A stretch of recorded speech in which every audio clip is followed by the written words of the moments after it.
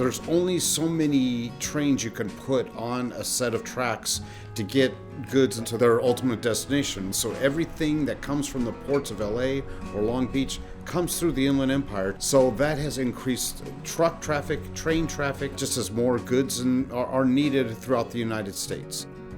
Riverside 20 years ago looked very different than it does now. And so you see the impacts on traffic. I get more complaints about the truck traffic that really impacts our streets, the infrastructure that we have. And so our infrastructure needs to keep up. So the city has done well with creating grade separations at some of our more congested intersections. But as the congestion and the amount of trains moving through the city has increased, the amount of congestion and the amount of time that we spend at some of those intersections has increased as well. If it's a train of 100 cars or so, that'll take at least a couple of minutes to get through it. Now, when gates are down, you're not only cutting off traffic flow, but you're cutting off emergency services. So there's a definite potential delay in emergency response times. We're building a grade separation for Riverside County Transportation Department. Harupa Road would dive underneath Van Buren and the railroad. So the focus for this job was the congestion due to the railroad at the intersection. So we're doing a grade separation, we're doing a roadway and a railway bridge. There is a lot that goes into it. There's a lot of underground work, a lot of civil work, a lot of structure work. Well, we have the train tracks right here, so Harupa is gonna go underneath Van Buren. So we're gonna build two bridges right here, a railroad bridge and a traffic bridge. With any emergencies that we go to, the quicker we can get there, the better. A few minutes can be the difference between life and death.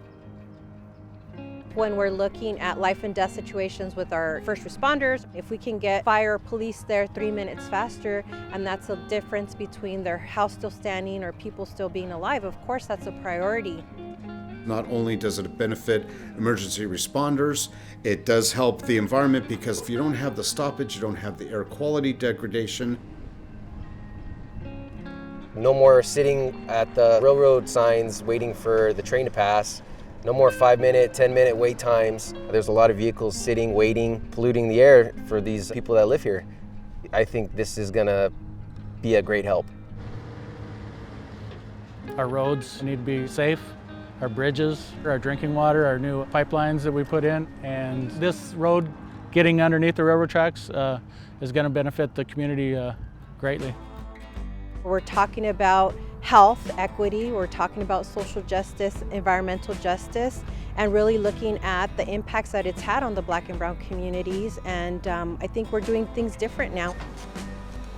What a project archaeologist essentially does is we follow the laws regarding Native American historic items, artifacts, making sure that anything that might be in the ground is preserved and saved and goes back to its rightful owners. Every one of us takes pride in what we do.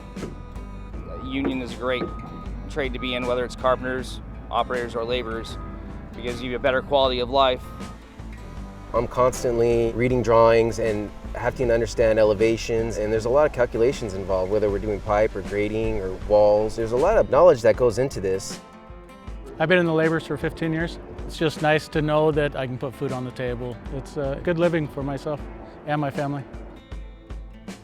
I would enthusiastically encourage any woman of any age to come out and join the construction industry. I'm sure you'll enjoy it just as much as I do.